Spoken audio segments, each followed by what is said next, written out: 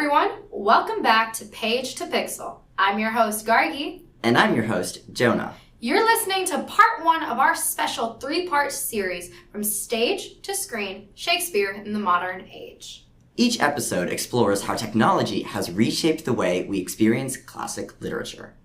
Last time, we talked about Harry Potter and how digital media expanded its universe. Today, we're turning our focus to Shakespeare and seeing how new technologies, from stage effects to social media, help modern audiences understand and connect with his work.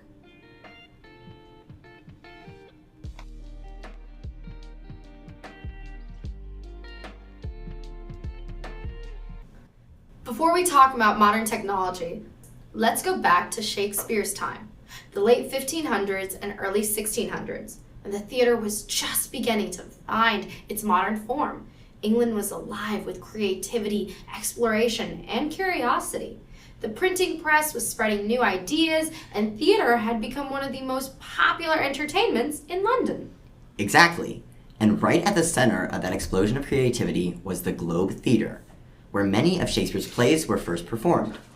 It wasn't just a building, it was an architectural marvel. The Globe was open air, roughly circular, and designed so that audiences surrounded the stage on three sides. That meant the actors were practically in the middle of the crowd, performing just a few feet away from the people watching. It must have been a completely different experience from how we think of theater today. There were no microphones, no sound systems, no stage lights.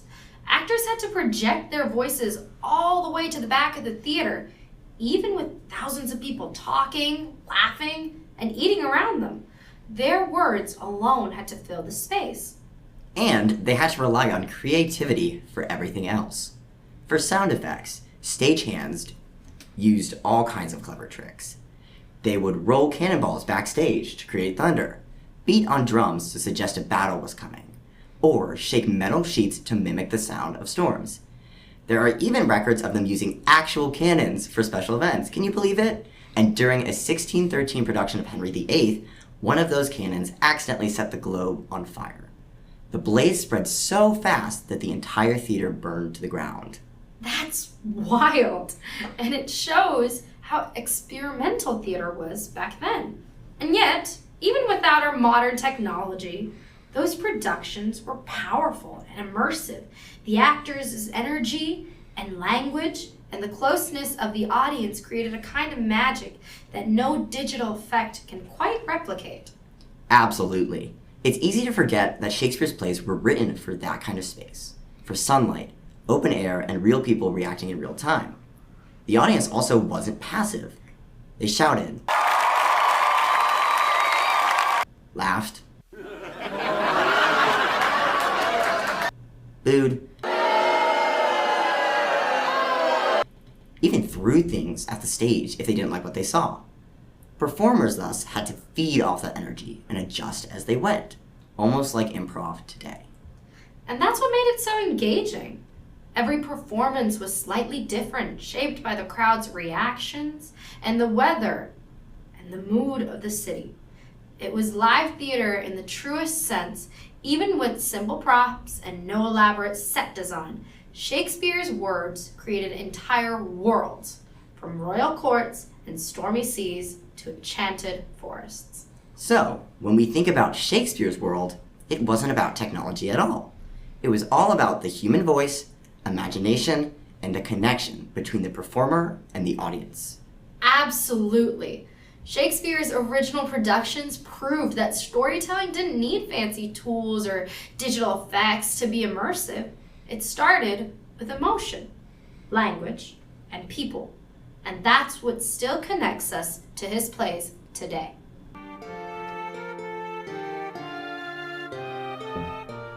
Now let's jump to today. Jonah, how do you think technology has changed on-stage performances of Shakespeare in the 21st century? Well, modern productions now have everything from LED lighting and sound design to holographic projections and motion capture. These technologies are far beyond even Shakespeare's wildest dreams. To analyze this more in depth, let's look at one groundbreaking example, the Royal Shakespeare Company's 2017 production of The Tempest. For context, The Tempest tells the story of Prospero, a sorcerer and the rightful Duke of Milan, who lives on an isolated island with his daughter Miranda after being betrayed by his brother. He then uses magic to confront his enemies, reconcile with them, and return to power. This specific version of The Tempest used motion capture technology to bring the magical spirit Ariel to life. The actor for Ariel wore a motion tracking suit that projected Ariel live on stage. This projection responded to the actor's movements in real time by flying, morphing, and disappearing. Ariel also appeared larger than life behind the fearful characters Alonso and Antonio. It was one of the first uses of real-time digital performance in Shakespeare, and it made the play's magic literally come alive. That's a good point, but it also raised debates about technology and theatrical productions. Does tech enhance the story, or does it actually distract from the poetry and human emotion? That's a really great question. In The Tempest, it felt like technology amplified the themes of illusion and control, almost as if Prospero was using modern tech as his magic, but for other productions, it makes sense to limit the use of technology.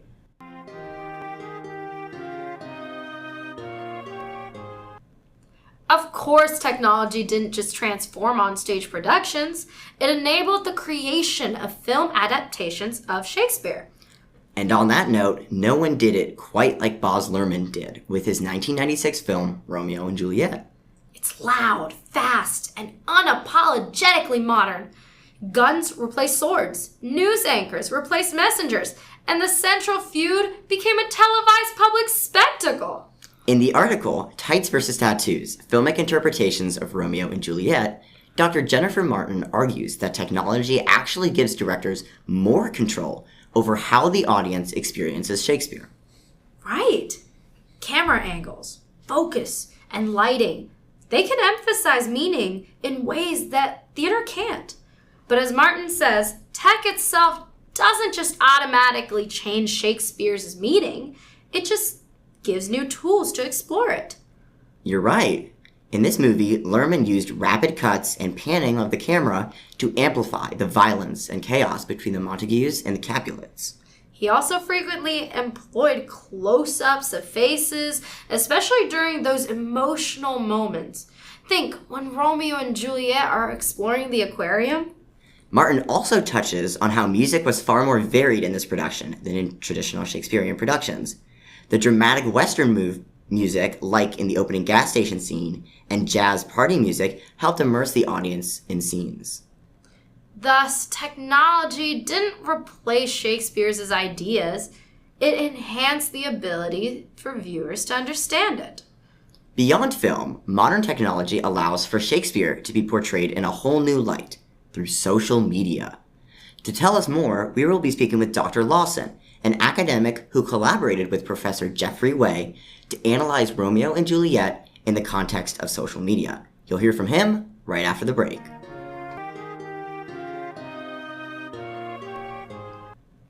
Welcome back. We're here with our guest, Dr. Lawson. Thanks so much for joining us. Thanks, Gargi and Jonah. It's great to be here. I've been looking at how Shakespeare's works continue to evolve in the digital age. Jeffrey Way's articles, Social Shakespeare, Romeo and Juliet, Social Media and Performance is a perfect example.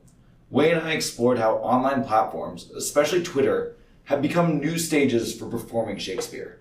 Right, we've seen Shakespeare performed on stage and now in film, but even social media is now becoming a kind of performance space. Can you tell us more about that?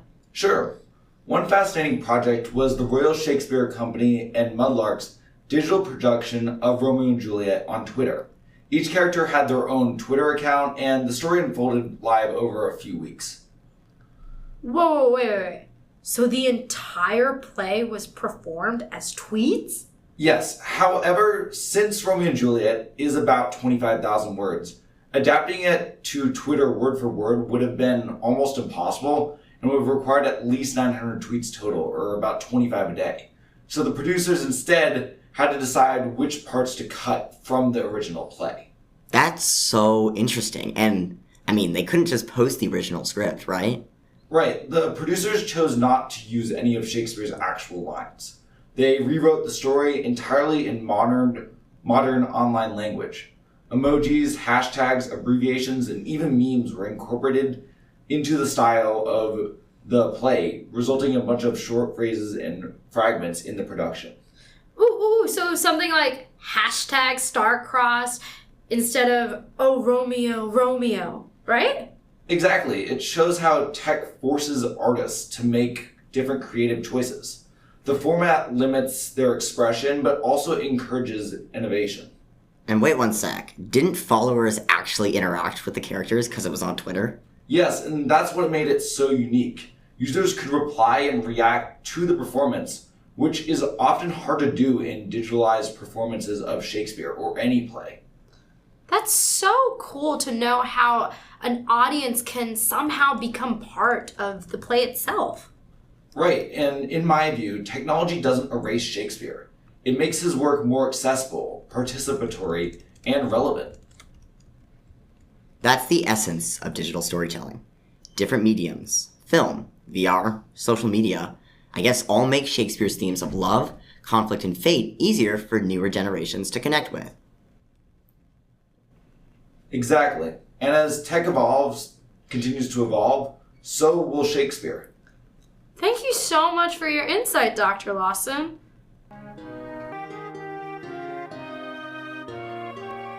That wraps up today's episode of Page to Pixel. Huge thanks to Dr. Lawson for sharing his insights and research on technology and Shakespeare. You know, Gargi, thinking about everything we've discussed today, from the Globe Theater to Twitter, I keep coming back to one central question. Has technology actually transformed Shakespeare, or has it just given us new ways to dress up the same old stories? You know, Jonah, that's a really good question. And to be honest, I think it's done both. Shakespeare's themes haven't changed that much, but it's been the way that we understand them that's definitely shifted. I guess you're right. Think, when the Royal Shakespeare Company adapted Romeo and Juliet for Twitter, they weren't just shortening the script. They had to think about how those characters would actually communicate if they lived today. Oh my God, that's actually kind of brilliant because it forces us to see these characters as real people dealing with real emotions, not just historical figures reciting poetry in a language from a completely different century. In Shakespeare's time, we have to remember that language was the primary way to communicate emotion. Think like the soliloquies. That was how Shakespeare was able to make his audience feel things. But today, we have so many more tools to create empathy and immersion. Think about motion capture, giving Ariel that genuinely supernatural presence, or close-ups, revealing every flicker of doubt and desire that crossed Romeo's face. Yeah, but ultimately, I think the biggest transformation has got to be accessibility. 400 years ago, you had to physically be in London at the Globe Theater, close to the stage, to see Shakespeare. Then, film was able to bring it to thousands, hundreds of thousands. Now, in the age of social media and streaming, Shakespeare has been brought to millions more people. And a kid with a smartphone can experience The Tempest in ways that were impossible just about 20 years ago. It reminds us that Shakespeare was never about the platform. The focus was always about the stories. Technology just keeps finding new ways to deliver those stories to more people. And those new ways keep getting more interesting. Speaking of interesting, next week we'll be tackling Macbeth. Think virtual reality, artificial intelligence, and what happens when a tragedy meets cutting-edge tech. Now that's gonna be a good one. So y'all, thanks for tuning in. And remember, even in the digital age, all the world's a stage.